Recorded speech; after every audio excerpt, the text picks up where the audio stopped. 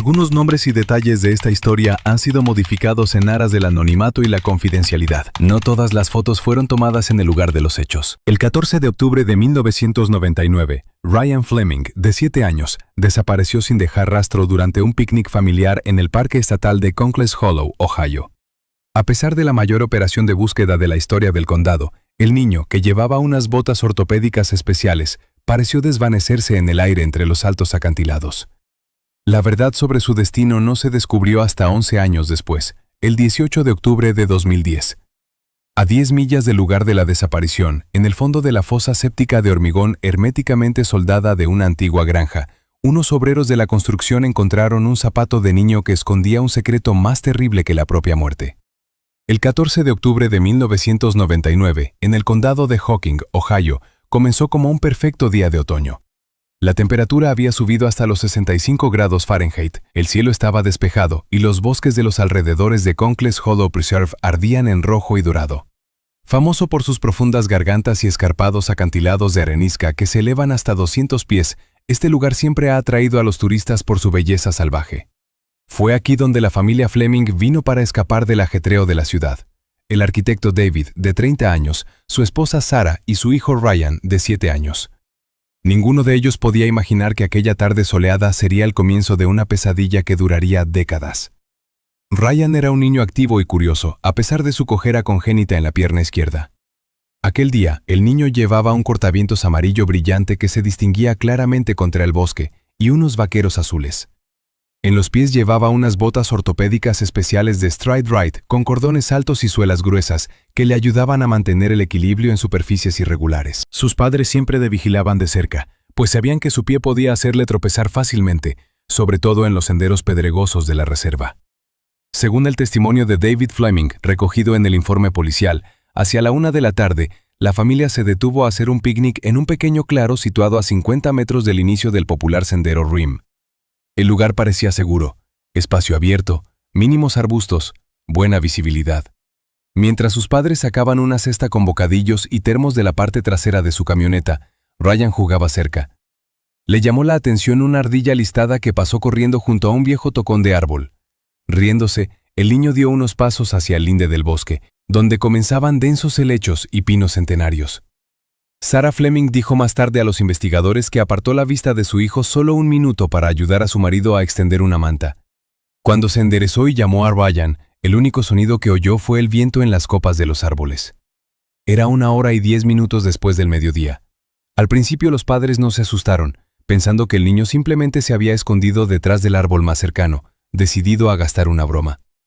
David caminó por el claro, gritando en voz alta el nombre de su hijo. Pero pasaba un minuto tras otro y la chaqueta amarilla de Ryan no aparecía entre los troncos pardo grisáceos. El bosque, que había parecido amistoso hacía un momento, se volvió de repente amenazadoramente silencioso y enorme. A las 2:15, tras 1 hora de búsqueda inútil por su cuenta, David Fleming, sin aliento de tanto correr, llegó al teléfono público más cercano a la entrada del parque y marcó el 911. Un operador de la oficina del sheriff del condado de Hocking recibió una llamada sobre un niño desaparecido en una zona de alto riesgo. La respuesta fue inmediata. A las 3 de la tarde, los primeros coches patrulla habían bloqueado las salidas de la reserva, y a las 4, 2 docenas de guardabosques y un grupo de voluntarios estaban en el lugar. La operación de búsqueda se desarrolló en un terreno difícil. Conkless Hollow es un laberinto de estrechos desfiladeros y peligrosos acantilados. La principal versión de los rescatadores en las primeras horas era que el niño se había caído de una altura o se había lesionado. Un grupo de escaladores comenzó a descender por las fallas más profundas de arenisca, comprobando cada hueco y nicho. Sin embargo, el desfiladero estaba despejado. No había rastros de caídas, ramas rotas o restos de ropa en las laderas. La situación empeoró bruscamente a última hora de la tarde. La temperatura del aire empezó a descender rápidamente y el cielo se cubrió de pesadas nubes plomizas. Hacia las 5:30 empezó a llover, fría y con llovizna, convirtiendo el suelo seco en un amasijo resbaladizo. Esto fue un desastre para los buscadores. El agua borraba inexorablemente las posibles huellas del niño en las partes pedregosas del sendero. La única esperanza era la búsqueda canina. Los perros rastreadores, a los que se permitió oler el jersey de Ryan desde el coche, pudieron seguir el rastro. Un perro llamado Buster guió con confianza a los rescatadores lejos del lugar del picnic a través de la densa maleza. Lo sorprendente fue que el rastro no se adentraba en el bosque, donde el niño podría perderse, ni se dirigía a peligrosos acantilados. El perro condujo al grupo hasta un viejo camino maderero casi abandonado, Big Pine Road, que discurría paralelo a las rutas turísticas, pero estaba oculto por los árboles. Aquí no había señales de lucha, sangre o fauna en el suelo húmedo. Solo las huellas de unas pequeñas botas ortopédicas que se dirigían hacia la carretera y desaparecían. El adiestrador de perros señaló en su informe que ese comportamiento suele indicar que una persona ha entrado en un vehículo. Sin embargo, la lluvia, cada vez más intensa, ya había borrado cualquier posible rastro de los neumáticos del coche, si es que había alguno. La búsqueda duró 3 semanas sin descanso. Todo el estado de Ohio siguió la noticia, y los voluntarios peinaron el bosque con una cadena, revisando cada arbusto. Los espeleólogos inspeccionaron cientos de cuevas y grutas de piedra caliza en un radio de 8 kilómetros. Los padres de Ryan, enloquecidos de dolor, pasaron la noche en el coche cerca de la sede de la búsqueda, esperando un milagro. Pero el bosque estaba en silencio. El caso de Ryan Fleming se suspendió oficialmente con la mención «desaparición en circunstancias inexplicables», dejando solo el vacío y decenas de preguntas sin respuesta. Nadie prestó atención a un hecho poco visible en los informes.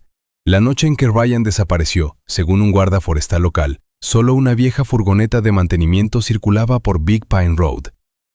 Han pasado exactamente 11 años desde aquel fatídico día en la reserva. Octubre de 2010 en Ohio fue tan fresco y ventoso como el año en que desapareció el chico. Ryan Fleming, si estuviera vivo, habría cumplido 18 años. Hacía tiempo que su habitación en casa de sus padres estaba vacía, y la familia no podía soportar la carga de la incertidumbre y el dolor. David y Sarah se divorciaron 3 años después de la tragedia, incapaces de mirarse a los ojos, donde se leía una muda acusación.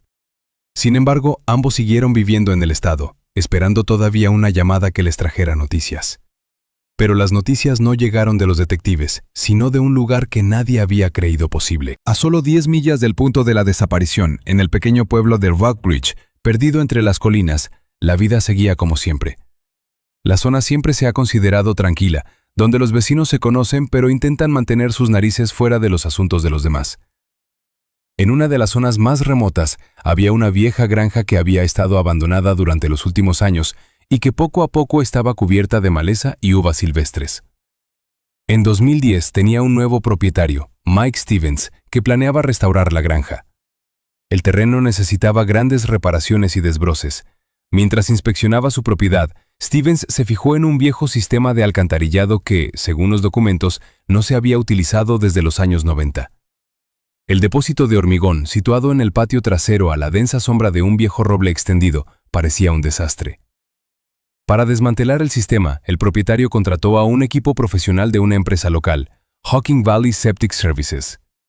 Los trabajos comenzaron la mañana del 18 de octubre de 2010.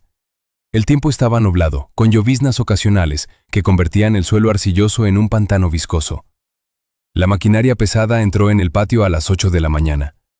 La excavadora empezó a excavar el suelo alrededor del viejo anillo de hormigón para llegar a los servicios públicos.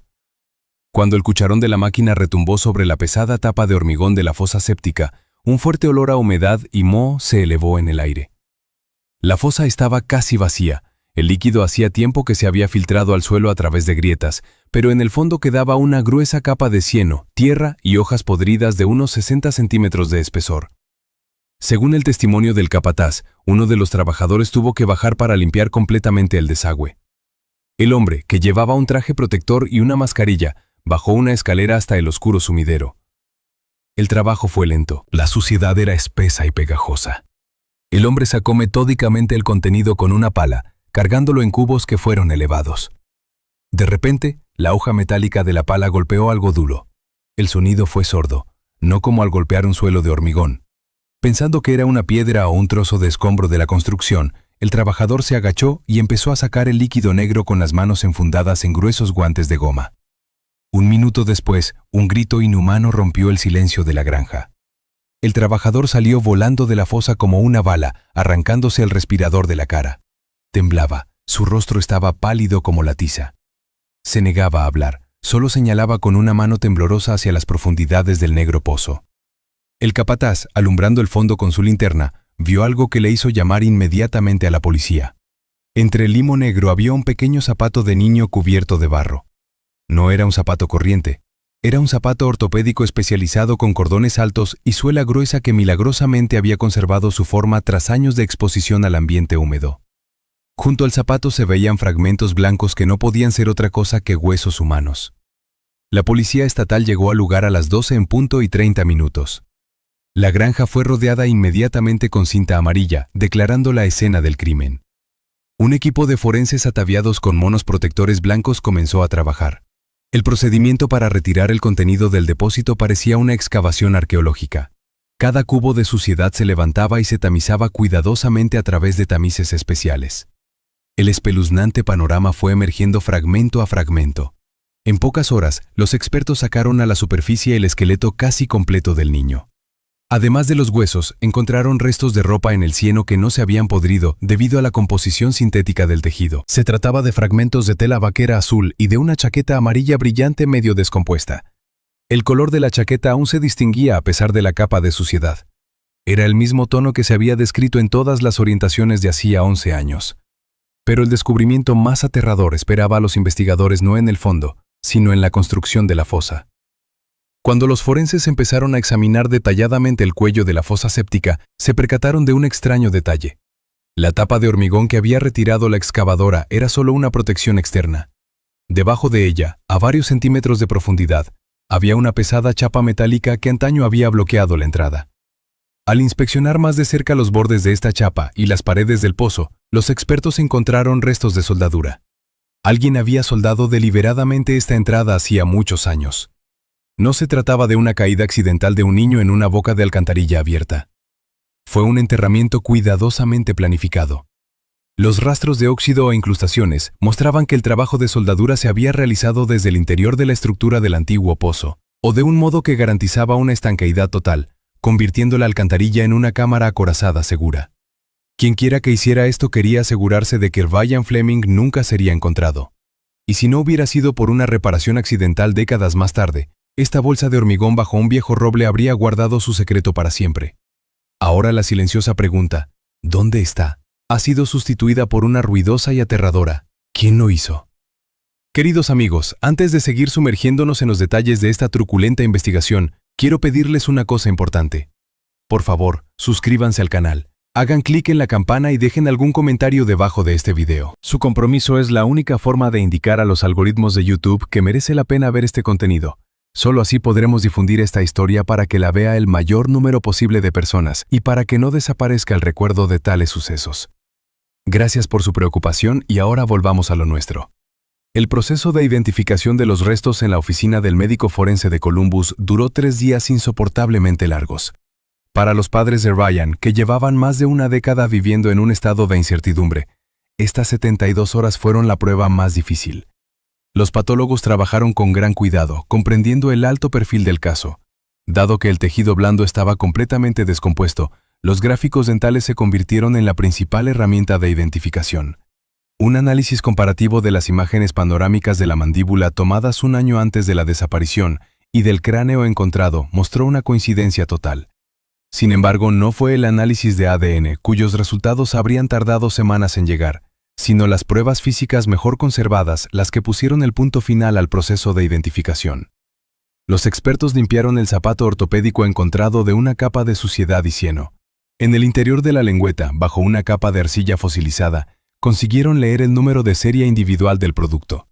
Una consulta al fabricante del zapato confirmó que el par había sido fabricado especialmente para un paciente llamado Ryan Fleming y expedido por la clínica en septiembre de 1999.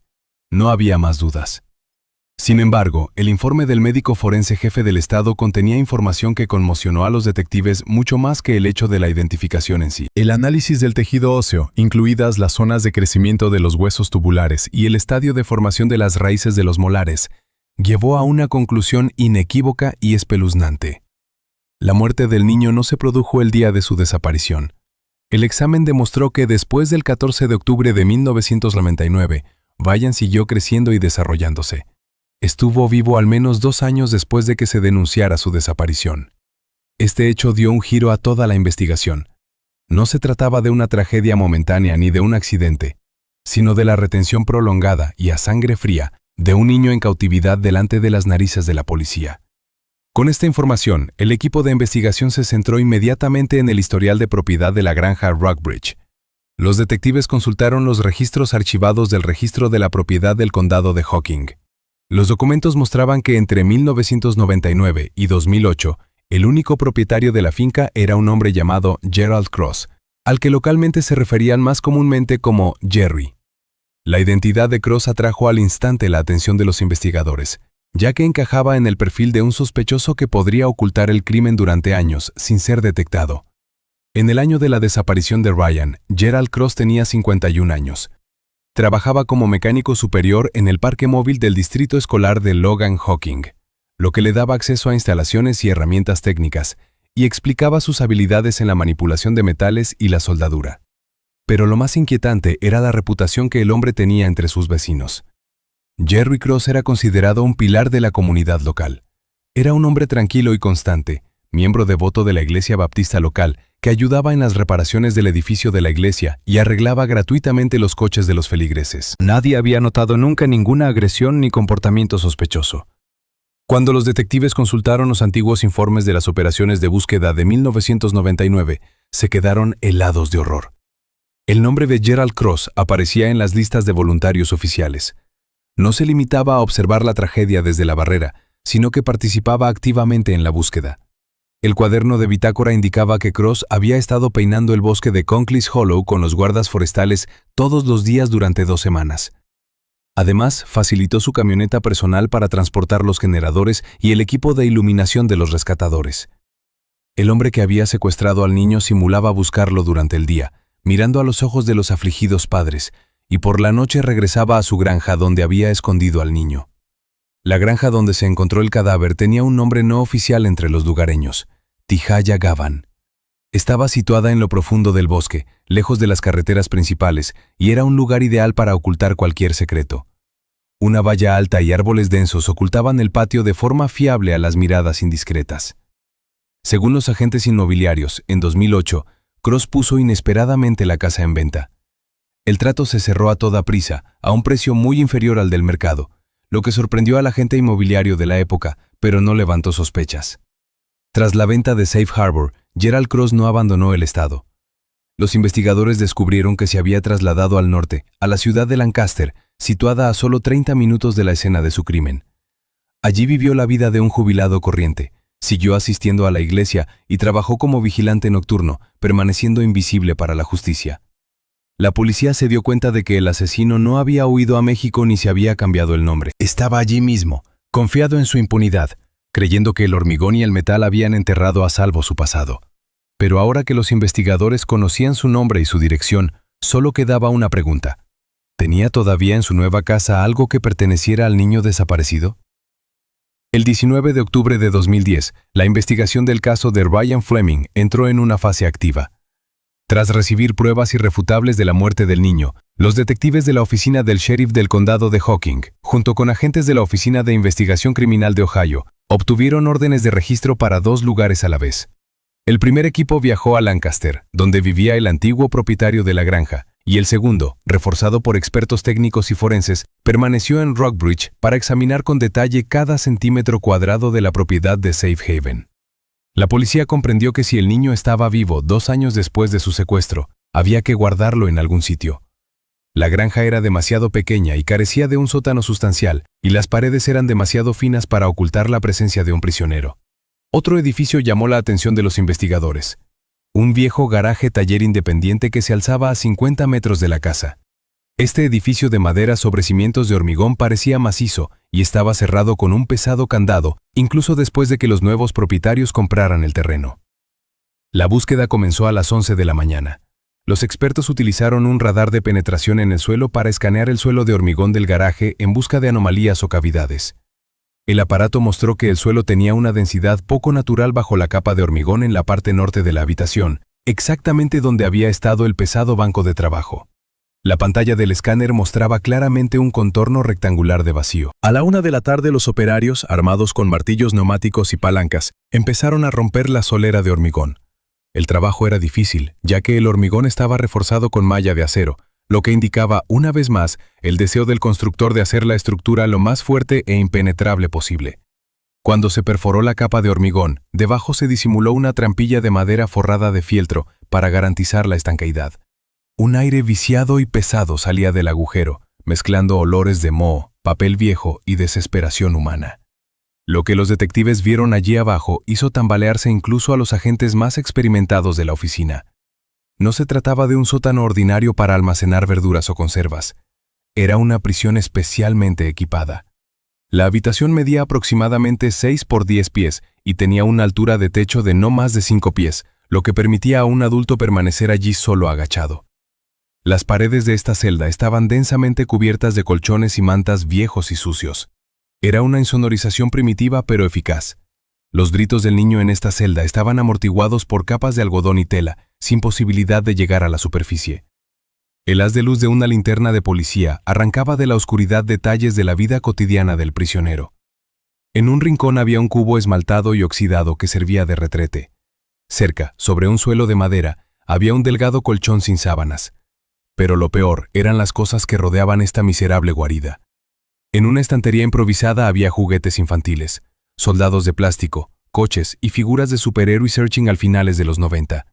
También había una pila de viejos tebeos, cuyas páginas estaban leídas hasta los agujeros y amarilladas por la humedad. Era una especie de cápsula del tiempo congelada en 1999. El sistema de ventilación atrajo especialmente la atención de los forenses. Gerald Cross, que era mecánico, diseñó un ingenioso sistema de intercambio de aire. Una tubería de plástico de 4 pulgadas de diámetro salía del techo del sótano, pasaba por debajo de los cimientos del garaje y salía por fuera de la pared trasera del edificio. La salida de la tubería estaba hábilmente disimulada en medio de una gran pila de leña que llevaba años en el mismo sitio. Entraba aire, pero era imposible ver el conducto de ventilación desde el exterior. En una de las paredes, entre las juntas de los colchones, los investigadores observaron dibujos hechos directamente sobre el enlucido de hormigón con un trozo de carboncillo. Eran bocetos primitivos e infantiles que olían a desesperanza. Representaban un denso bosque con árboles antinaturalmente grandes y retorcidos que parecían celosías. En medio del bosque había una figura pequeña, sombreada con carboncillo para resaltar su chaqueta. Aunque el dibujo era en blanco y negro, la forma de la prenda se parecía inconfundiblemente a la cazadora con la que Ryan había desaparecido. El hallazgo bajo el taller armó por fin el rompecabezas del crimen. Los detectives se dieron cuenta del cinismo de la situación. Mientras cientos de voluntarios peinaban el bosque, mientras los padres de Ryan lloraban ante las cámaras de televisión, y el propio Gerald Cross estaba junto a ellos en la iglesia sosteniendo una vela por el regreso del niño, el niño estaba a solo unos metros bajo tierra en su propio patio trasero. Ryan estaba vivo, respirando a través de aquella chimenea de leña, leyendo tebeos a la luz de una bombilla tenue, esperando el rescate que nunca llegó. Se recogieron las pruebas. Juguetes, cómics y muestras de ADN de los colchones se guardaron en bolsas de pruebas. La investigación contaba ahora no solo con el cuerpo de la víctima, sino también con una escena del crimen que hablaba por sí sola de una detención prolongada, planificada y brutal. El equipo de Rockbridge transmitió la información por radio a sus colegas de Lancaster. Se había acabado el tiempo de reunir pruebas. Era hora de detener al hombre que había creado este infierno. El 20 de octubre de 2010, exactamente a las 6 de la mañana, el silencio matutino de las somnolientas afueras de Lancaster se vio roto por el sonido de los motores de un furgón blindado de un comando. La operación para detener a Gerald Cross se planeó con sumo cuidado. Dada la gravedad del delito del que se le acusaba y la incertidumbre sobre si llevaba un arma, la policía estatal decidió no correr riesgos. El perímetro alrededor de la pequeña casa de una sola planta de paredes blancas estaba completamente bloqueado por francotiradores y agentes del equipo de respuesta táctica. En aquel momento, Gerald Cross tenía ya 62 años. Durante los 2 últimos años, tras vender su granja, había llevado una vida recluida, trabajando como vigilante nocturno en un aserradero al otro lado de la ciudad. Los vecinos le conocían como un jubilado sin pretensiones que nunca ponía la música alta, cortaba el césped a su hora y casi nunca recibía visitas. Esta máscara de normalidad que había llevado durante décadas estaba a punto de caerse esta misma mañana. A las 6:05, el equipo de asalto destrozó la puerta principal con un ariete. Los agentes irrumpieron gritando, ¡Policía, al suelo!, esperando ver a un delincuente armado o un intento de fuga. Sin embargo, la imagen que apareció ante ellos fue todo lo contrario, y por lo tanto aún más aterradora. Gerald Cross estaba sentado a la pequeña mesa de la cocina, vestido con una camisa limpia y planchada. Tenía delante una taza de café caliente, aún humeante. No hizo ningún intento de resistirse, no echó mano de los cajones y ni siquiera cambió de postura. Cuando las esposas chasquearon en sus muñecas, se limitó a terminar tranquilamente su café y a mirar a los agentes con los ojos de alguien que llevaba mucho tiempo esperando esta visita. El registro de la casa de Cross reveló detalles que caracterizaban vívidamente el perfil psicológico del secuestrador. La casa estaba en perfecto orden, casi maníaco. Cada objeto tenía su lugar claramente definido. No había ni una mota de polvo en los muebles, y la ropa del armario estaba colgada estrictamente por colores. Esta limpieza estéril contrastaba fuertemente con las condiciones en las que había mantenido a la niña durante años en una mugrienta mazmorra bajo el garaje. Entre los efectos personales del sospechoso, los detectives encontraron un objeto que se convirtió en una de las pruebas clave y en el ancla emocional del caso. En el dormitorio, en una estantería sobre la cama donde Cross guardaba literatura técnica sobre mecánica y folletos religiosos, había una pequeña figurita de madera. Era una ardilla toscamente tallada en un trozo de pino. El trabajo era torpe, claramente obra de un niño, con huellas de movimientos inseguros con el cúter. Los expertos confirmarían más tarde que la naturaleza de la talla indicaba la mano de un niño de 7 u 8 años. Era un trofeo. Un recuerdo de aquel fatídico día en que el pequeño Ryan corrió tras una ardilla de verdad hacia el bosque, hacia su destino. El interrogatorio de Gerald Cross comenzó a las 10 de la mañana en el cuartel general de la policía del condado. Los investigadores que llevaron a cabo el interrogatorio señalaron en sus informes la calma antinatural del detenido. No estaba nervioso. No pidió un abogado y no intentó negar su implicación en la desaparición del Ryan Fleming. Al contrario, habló de ello con una extraña confianza, como si estuviera en una misión importante. La versión de los hechos de Cross conmocionó incluso a detectives experimentados por su retorcida lógica. Se negó categóricamente a utilizar la palabra secuestro. Según él, el 14 de octubre de 1999, conducía por la carretera forestal Big Pine Road de camino a casa desde el trabajo. De repente, vio a un niño con una chaqueta amarilla que salía corriendo del bosque, persiguiendo a un animal. Cross afirmó que detuvo su furgoneta y observó al niño durante varios minutos, pero no apareció ningún adulto. En la mente de Cross, este fue un momento decisivo. Dijo a los investigadores que era una señal de lo alto. En su morbosa filosofía, si los padres dejaban que su hijo llegara tan lejos y no estaban allí en ese mismo segundo, habían perdido el derecho moral a criarlo. Dios me envió a ese camino por una razón, repitió con voz monótona durante el interrogatorio. Creía sinceramente que no había robado a la niña, sino que la había salvado de la negligencia de sus padres y de la depravación del mundo moderno. Cross contó cómo llamó al niño al coche, prometiéndole enseñarle la ardilla que intentaba perseguir. El confiado Ryan se acercó al coche de un tío de aspecto familiar que visitaba a menudo la escuela donde trabajaba como mecánico. En unos instantes, Cross aturdió al niño con un fuerte golpe de palma y lo arrojó a la parte trasera de la furgoneta. Le di una verdadera educación, dijo Cross, mirando directamente a la cámara de interrogatorio. Le enseñé humildad, trabajo y la palabra de Dios. Le protegí del pecado. Para él, los 2 años de reclusión del niño en un búnker insonorizado y sin luz solar fueron un acto de misericordia suprema. No se sentía culpable por las vidas rotas de la familia Fleming, pues los consideraba pecadores castigados por su falta de atención. Pero cuando el investigador le hizo una pregunta directa sobre qué había ocurrido exactamente tras la puerta cerrada del sótano durante aquellos largos meses y por qué el rescate terminó con el cadáver hormigonado en una fosa séptica, Cross guardó silencio un momento. Una sombra de irritación apareció en su rostro, como si le hubieran preguntado por algo obvio e insignificante. Sus siguientes palabras hicieron que los presentes en la sala de observación se estremecieran al darse cuenta de lo que había sufrido el pequeño antes de que cayera la oscuridad eterna. Durante las semanas siguientes a la detención de Gerald Cross, el equipo de investigación, basándose en su testimonio seco y carente de emoción y en las pruebas físicas recuperadas del calabozo, empezó a recomponer la cronología de los horribles 2 años que habían transcurrido entre la desaparición y la muerte de Ryan Fleming.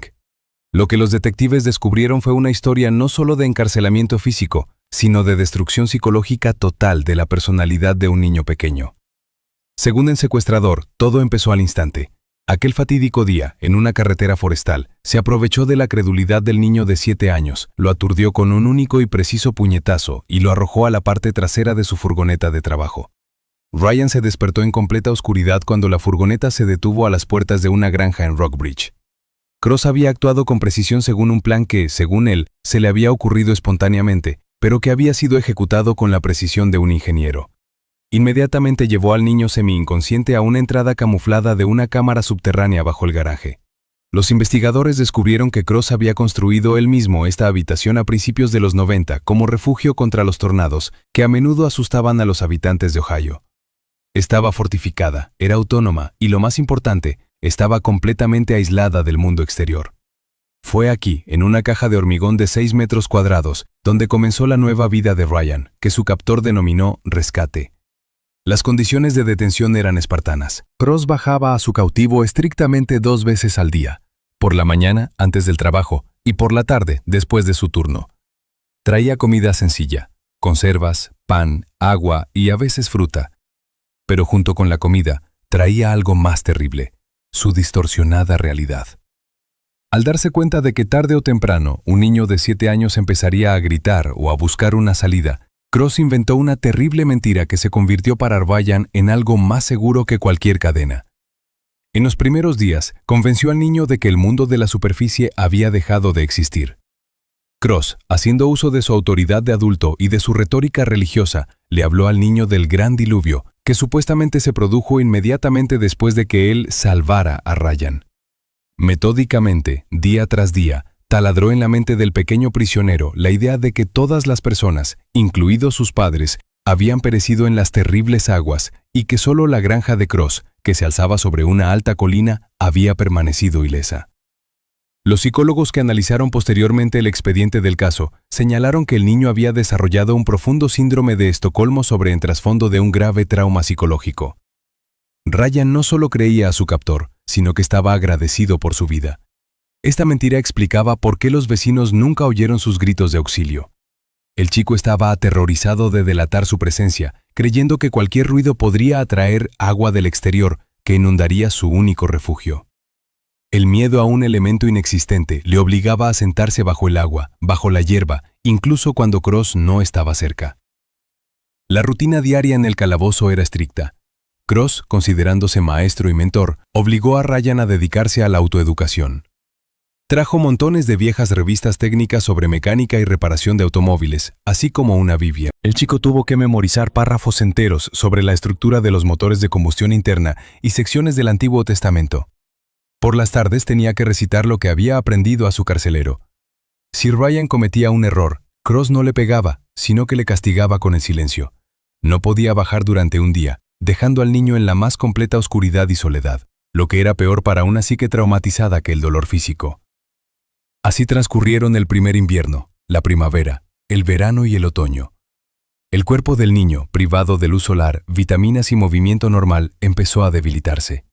La humedad que se filtraba a través de los muros de hormigón del sótano erosionó lenta pero inexorablemente la salud de Ryan. La tubería de ventilación tendida a través de la leña no pudo hacer frente a la humedad y los colchones que revestían las paredes empezaron a enmohecerse. El trágico desenlace empezó a gestarse en el invierno de 2001. En enero, cuando las heladas en Ohio eran especialmente severas, la temperatura en el búnker sin calefacción descendió a niveles críticos. Ryan empezó a toser. Al principio, era una tos leve que Cross ignoró, aconsejándole que rezara más. Pero cada día el estado del chico empeoraba. La tos se hizo profunda, como un ladrido, y desarrolló una temperatura alta y fiebre. El niño ardía, su cuerpo temblaba sobre el colchón húmedo. Estos eran los síntomas clásicos de la neumonía aguda, que se desarrolló debido a la hipotermia y a la humedad constante. En cualquier situación normal, un tratamiento con antibióticos y la hospitalización podrían haberle salvado la vida en pocos días. Pero Gerald Cross no se guiaba por la lógica o la piedad, sino por un miedo animal a la exposición. Era muy consciente de que cualquier visita al médico o incluso un viaje a la farmacia para comprar medicamentos fuertes para el niño levantaría sospechas. El farmacéutico podría acordarse de él. El médico podría hacerle preguntas innecesarias. Su mundo perfectamente construido, en el que él era un salvador y un dios, podría derrumbarse. Así que Cross tomó una decisión fatídica. Se negó categóricamente a llevar al niño moribundo al hospital. En lugar de ayuda profesional, empezó a tratar a Ryan con métodos populares. Le llevaba té caliente con hierbas, le frotaba un poco de grasa en el pecho y, lo más importante, pasaba horas rezando sobre él, convenciéndole de que la enfermedad era una prueba de fe. Vio cómo el chico se desvanecía, cómo su respiración se volvía silbante y dificultosa, pero su miedo a la cárcel era más fuerte que su compasión. Una noche, cuando bajó al sótano, Cross vio que Ryan ya no podía levantar la cabeza para beber agua y que tenía los ojos vidriosos y distraídos, mirando a alguna parte a través del techo de hormigón. Enero de 2001 trajo a Ohio un récord de nevadas y temperaturas bajo cero. Las temperaturas descendieron hasta 10 grados bajo cero Fahrenheit por la noche, convirtiendo los bosques de los alrededores de Rockbridge en un reino helado de hielo. Esos días, el búnker insonorizado bajo el garaje estaba en silencio. La tos debilitante que había atormentado a Ryan Fleming durante las 2 últimas semanas había cesado. Cuando Gerald Cross bajó para su habitual visita vespertina, se dio cuenta de que las oraciones y las infusiones no habían servido de nada. El niño de 9 años yacía inmóvil sobre un colchón húmedo. Sus pulmones, llenos de líquido debido a la progresiva hinchazón, habían dejado de respirar en el aire viciado del calabozo. Ryan murió solo, en la oscuridad, sin esperar a que cayera el agua prometida. La reacción de Cross ante la muerte del niño al que llamaba su mascota careció de toda emoción humana. Durante los interrogatorios, admitió más tarde que no sentía ni arrepentimiento ni remordimiento. Solo sintió un frío pragmatismo. Su misión de rescate había terminado, y ahora se enfrentaba a una tarea puramente técnica: deshacerse de un cadáver que se había convertido en una prueba peligrosa. Cross actuó rápida y calculadamente, como si estuviera arreglando un mecanismo roto. Esa misma noche, comenzó los preparativos para el entierro. Sus acciones fueron extrañas y rituales. En lugar de deshacerse de la ropa con la que habían secuestrado al niño, Cross la sacó cuidadosamente del escondite. Puso unos vaqueros azules sobre el cuerpo frío, se ató las mismas botas altas ortopédicas Stride Rite y se echó sobre los hombros un cortavientos amarillo que se le había quedado pequeño en 2 años. Recreó la imagen del niño que había conocido en Big Pine Road, como si intentara borrar de su memoria 2 años de agotamiento y enfermedad. El lugar del entierro fue elegido a la perfección. La vieja fosa séptica de hormigón, situada en el patio trasero a la sombra de un roble, no se había utilizado para los fines previstos desde principios de los 90. Estaba seca, era profunda y, lo más importante, estaba situada en una propiedad privada a la que nadie tenía acceso. Cross conocía perfectamente el diseño del depósito. La noche del 15 de enero comenzó una fuerte ventisca. El viento aullaba con tanta fuerza que cualquier sonido en el patio quedaba ahogado por el ruido del tiempo, y la espesa nieve ocultaba con seguridad las huellas. Era la cobertura perfecta. Cross sacó el cuerpo de Ryan del garaje, envuelto en una lona, y lo llevó 50 metros hasta el agujero negro de la alcantarilla. Arrojó el cuerpo en la oscuridad sobre una capa de cieno viejo. Lo siguió con varias bolsas de escombros de construcción, fragmentos de ladrillos y herrajes oxidados para ocultar el contorno de la figura humana si alguien miraba dentro. Pero Cross no estaba dispuesto a dejar la más mínima posibilidad de ser detectado. Como era un soldador profesional, preparó una pesada plancha de acero cortada a la medida exacta del cuello interior del pozo. Con el viento aullando y solo una tenue linterna para iluminar su camino, descendió hasta la parte superior del pozo y comenzó a soldar. Las chispas de los electrodos se apagaron en el remolino de nieve. Soldó una costura estanca alrededor de todo el perímetro de la chapa, convirtiendo el depósito de hormigón en una cámara acorazada de acero sellada. Colocó encima una tapa estándar de hormigón y lo cubrió todo con una gruesa capa de tierra y nieve. Por la mañana, la nevada había nivelado completamente el paisaje. La tumba desapareció. Durante los 7 años siguientes, Gerald Cross vivió en la casa, tomando café todas las mañanas en la cocina, que daba al viejo roble y al lugar de la tumba. Cortó la hierba sobre la fosa séptica, plantó flores en las inmediaciones y siguió yendo a la iglesia, donde a veces se encontraba con los afligidos padres de Ryan. Su tranquilidad se basaba en la creencia en su propio genio.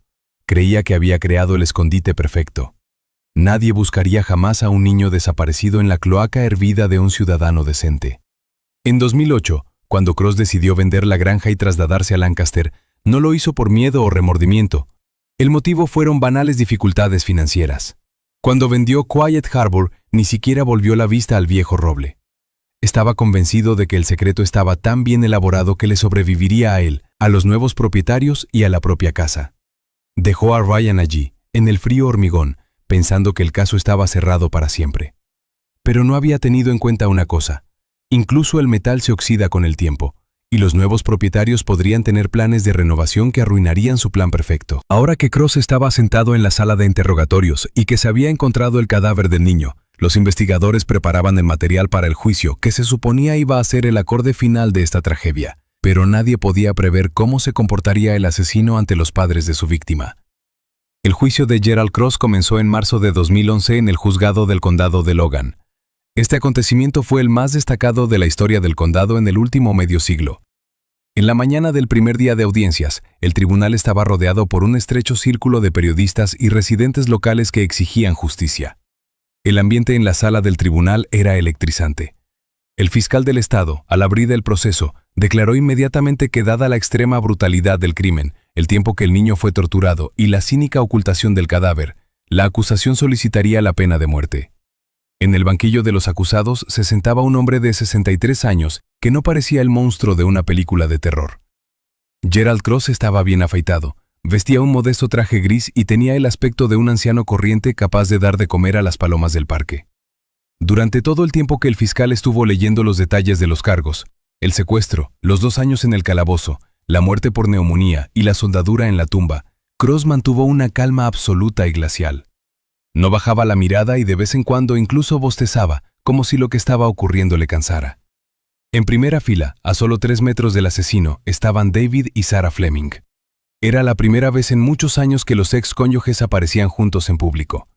El dolor compartido que una vez los había separado, los había unido ahora de nuevo en su búsqueda de justicia. Estaban sentados cogidos de la mano con fuerza, con los dedos blancos por la tensión. Para ellas, este juicio no era solo un procedimiento legal, sino una oportunidad de mirar a los ojos al hombre que les había robado el futuro de su hijo y sus vidas. La línea de defensa se basó en un intento de declarar demente a Cross. El abogado insistió en que su cliente sufría un profundo delirio religioso, que creía sinceramente en su misión de salvación y no se daba cuenta de la naturaleza criminal de sus actos. El abogado defensor citó fragmentos de los diarios de Cross, donde describía sus conversaciones con Dios sobre el gran diluvio y la necesidad de criar una nueva generación en aislamiento. Sin embargo, esta estrategia quedó destrozada por un exhaustivo examen psiquiátrico forense. El psiquiatra jefe del estado, declarando bajo juramento, afirmó que Gerald Cross estaba completamente cuerdo. Sus acciones no eran caóticas ni estaban impulsadas por alucinaciones. Al contrario, estaban marcadas por el cálculo frío, la planificación y la lógica. El experto describió al acusado como una persona con un grado extremo de narcisismo y una falta total de empatía. Su tranquilidad no era un signo de locura, sino una manifestación de absoluta indiferencia ante el sufrimiento ajeno.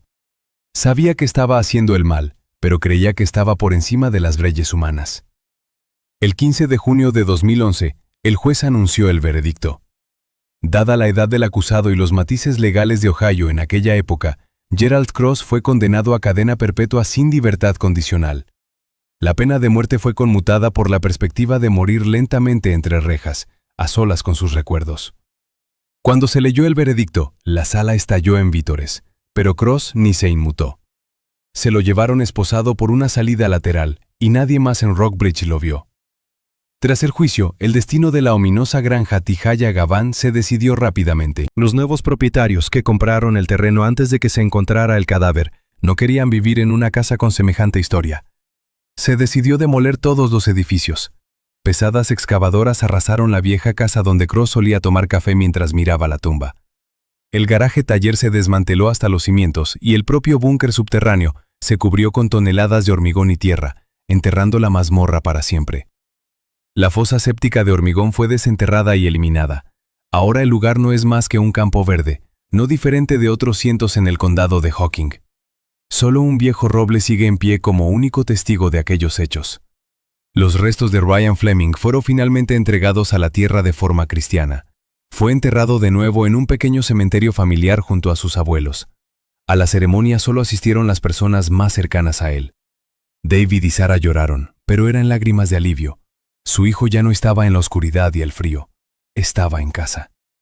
Un mes después del funeral, se erigió un banco conmemorativo en la Reserva Natural de Conclise Hollow, en el mismo césped donde la familia vio por última vez a su hijo con vida. Se alza en el mismo borde, con vistas a los majestuosos pinos y al profundo desfiladero. En la parte posterior hay una pequeña placa de bronce con la inscripción A Ryan, cuya cometa vuela ahora por encima de las nubes. Los turistas se detienen a menudo aquí para descansar, sin saber de la tragedia que se esconde tras este nombre. La historia de la desaparición de Ryan Fleming y su doble vida bajo tierra se ha convertido en un recordatorio aterrador para cada uno de nosotros. Estamos acostumbrados a tener miedo de los bosques oscuros, los callejones nocturnos y los extraños enmascarados. Pero la verdad es mucho más aterradora. Los verdaderos monstruos no se esconden en la espesura ni tienen colmillos. Viven entre nosotros, en casas vecinas con vallas blancas. Conducen los autobuses escolares que llevan a nuestros hijos, arreglan nuestros coches en los talleres, nos sonríen cada domingo en la iglesia. Y lo peor es que nunca sabemos qué oscuridad puede acechar tras esa sonrisa cortés y qué puede esconderse bajo una capa de hormigón en su patio trasero. Cuídese y cuide a sus seres queridos.